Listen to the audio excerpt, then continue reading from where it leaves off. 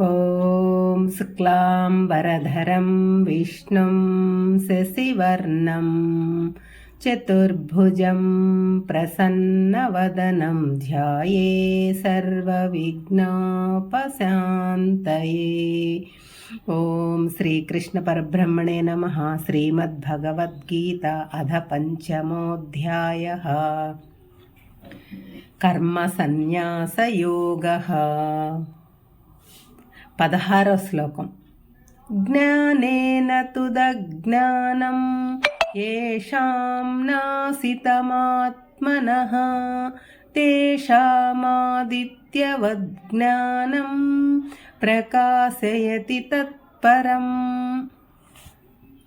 జ్ఞానము చేత ఎవరి అజ్ఞానము నాశనం అవుతుందో అటువంటి వారి జ్ఞానము సూర్యుని వలె అతనిలో ఉన్న పరమాత్మ స్వరూపమును ప్రకాశింపజేస్తూ ఉంటుంది। దీపం వెలిగించగానే చీకటి పోతుంది, జ్ఞానం కలగగానే అజ్ఞానం తొలగిపోతుంది, మందు వేసుకుంటే రోగం నయమవుతుంది। ఇది ప్రాథమిక సూత్రం। మానవునికి కలిగే దుఃఖములు పాపములు పోవాలంటే జ్ఞానమే, దానికి తగిన మందు జ్ఞానము। అంటే తత్వ విచారణ, ఆత్మతత్వము తెలుసుకోవటం, ఆత్మ జ్ఞానము కలగటం, మనమెవరో మనం తెలుసుకోవటం। అప్పుడు మనలో ఉన్న అజ్ఞానం పటాపంచలైపోతుంది, జ్ఞానోదయం అవుతుంది। ఆ జ్ఞానం అనే సూర్యుని వెలుగులో పరమాత్మ సాక్షాత్కారం అవుతాడు। దీనికి ఒక మంచి ఉదాహరణ, సూర్యుడు మేఘాలతో కప్పబడి ఉంటే మనకు వెలుతురు వేడి ఉండదు, చీకటిగా ఉంటుంది। అదే మేఘాలు అడ్డం తొలగితే లోకం వెలుగుతో నిండిపోతుంది। మన జీవాత్మను అజ్ఞానం ఆవరించి ఉన్నంతకాలం మనం మోహంలో ఉంటాము, దుఃఖంలో ఉంటాము। అజ్ఞానం అనే మేఘాలు తొలగిపోతే జ్ఞానం అనే వెలుగు విస్తరిస్తుంది। మనందరినీ అజ్ఞానం అనే మేఘాలు ఆవరించి ఉన్నాయి, అందువలన సంసారంలో పడి కొట్టుకుంటున్నాము, ప్రాపంచిక సుఖములే నిజం అని నమ్ముతున్నాము।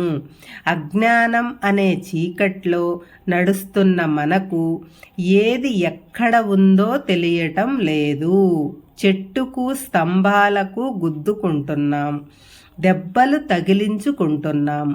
అదే వెలుగు ఉంటే చూసి నడుస్తాము, దెబ్బలు తగలవు। అలాగే అజ్ఞానం అనే చీకట్లో నడుస్తూ ఈ సంసారము అనే అడవిలో తిరుగుతూ ఏవేవో కర్మలు చేస్తూ దుఃఖాలు అనే దెబ్బలు తగిలించుకుంటున్నాం।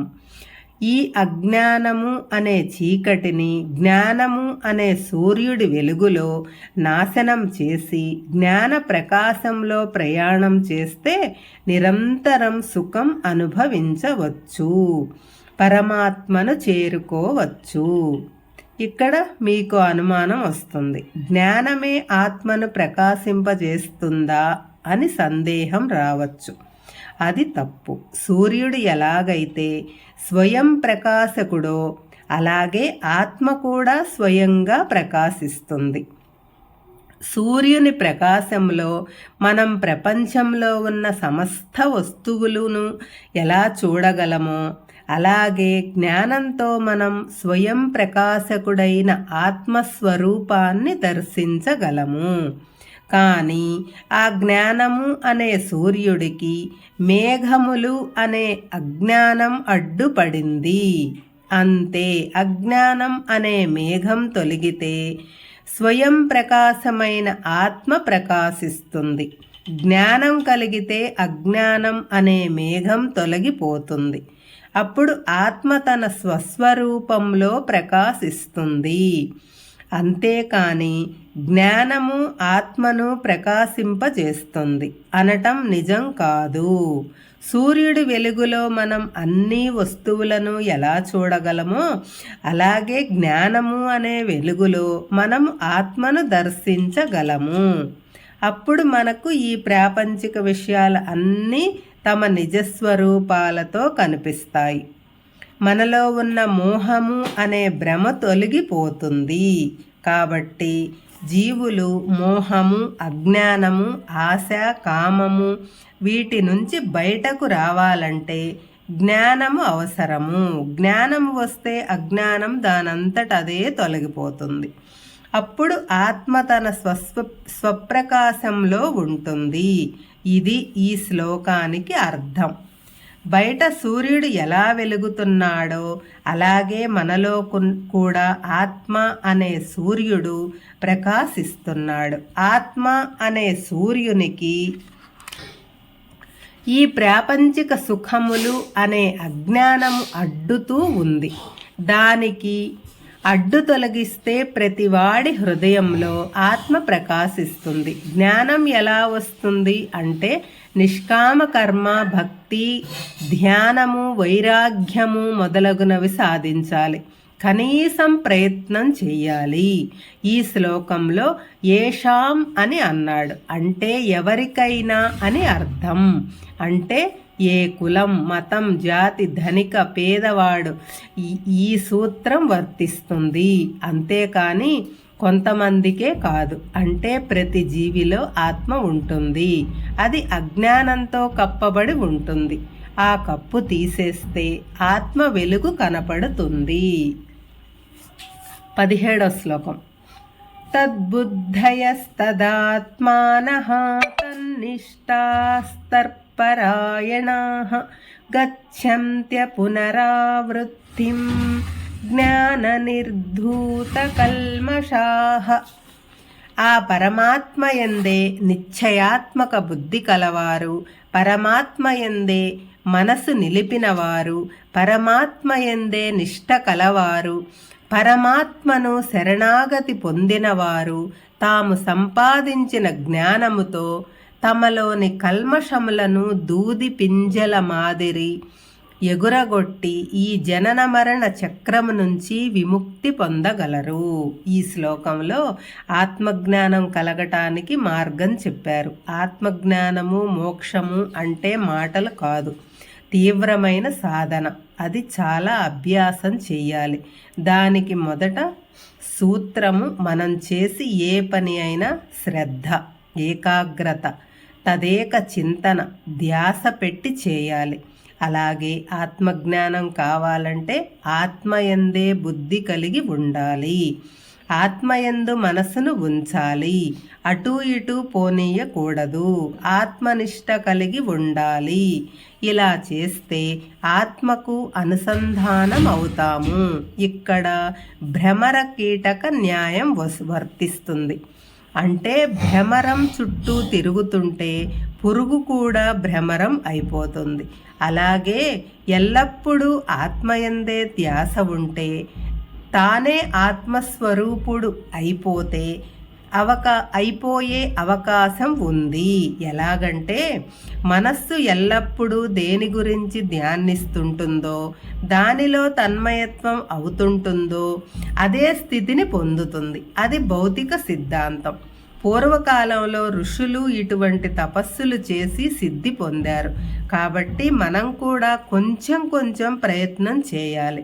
మనకు ఉన్న సమయంలో కొంత సమయం ప్రాపంచిక విషయములలో, కొంత సమయం దైవ ధ్యానంలో గడిపే నిదానంగా జ్ఞానం వస్తుంది.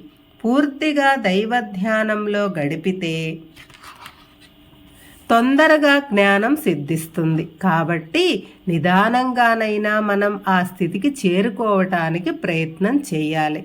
జ్ఞానం కలిగితే ఏం జరుగుతుంది అంటే గచ్చంత పునరావృత్తిం అంటే పునరావృత్తి కలుగదు, మరుజన్మ ఉండదు అని అర్థం. అటువంటి స్థితి ఎవరికి కలుగుతుందంటే మనసులో కల్మషం లేని వారికి, పాపములు నశించిన వారికి, అజ్ఞానము అవిద్య లేని వారికి.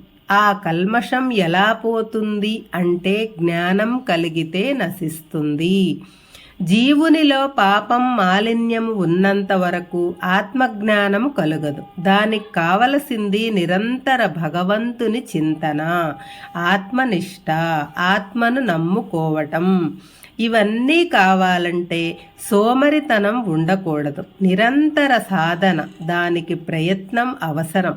మనం అశాశ్వతములైన ప్రాపంచిక వస్తువులను సంపాదించటం కోసరం రేయింబగళ్ళు కష్టపడుతున్నాము. ఆ ఆశ్రమంలో ఆ శ్రమలో సగం ఆత్మజ్ఞానం సంపాదించటంలో పెడితే శాశ్వత సుఖం లభిస్తుంది. అటువంటి శాశ్వత సుఖం కోసం, శాంతి కోసం మనం ఎందుకు ప్రయత్నం చేయకూడదు? దీనికి పెద్దగా శ్రమపడనవసరం లేదు. మనం ప్రాపంచిక విషయములలో చూపే శక్తి, యుక్తి, బలము, నిష్ఠ అట్నుంచి ఇటువైపుకు అంటే ఆత్మవైపుకు తిప్పితే చాలు. జ్ఞానం వస్తుంది, మోక్షం వస్తుంది. కాబట్టి ఈ రోజు నుండి ఆత్మయందు ప్రేమ, శ్రద్ధ, తదేక నిష్ఠ కలిగి ఆత్మజ్ఞానం సంపాదించమని భగవానుడు మనకు ఈ శ్లోకం ద్వారా తెలియజేస్తున్నారు.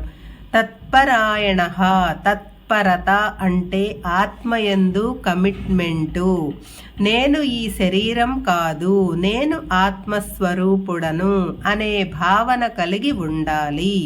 మనం ఏ పని చేస్తున్నా మనసులో పరమాత్మ గురించిన ధ్యానము, స్మరణ మరచిపోకూడదు. ఎందుకంటే ప్రాపంచిక విషయాలలో దుఃఖం తప్ప సుఖం లేదు. పరమాత్మయందు నిష్ఠ కలిగి ఉంటే సుఖమే సుఖం, దుఃఖమునకు తావు ఉండదు. తద్బుద్ధయ అంటే కేవలం పరమాత్మయందు కమిట్మెంటు ఉంటే సరిపోదు. ఆ కమిట్మెంటు కార్యరూపం దాల్చాలి. భగవద్గీత చదవాలి అని గాఢమైన కోరిక ఉంటే సరిపోదు. ఆ పుస్తకం కొనాలి. 701 శ్లోకాలు పూర్తిగా చదవాలి. అప్పుడే కోరిక కార్యరూపం దాలుస్తుంది.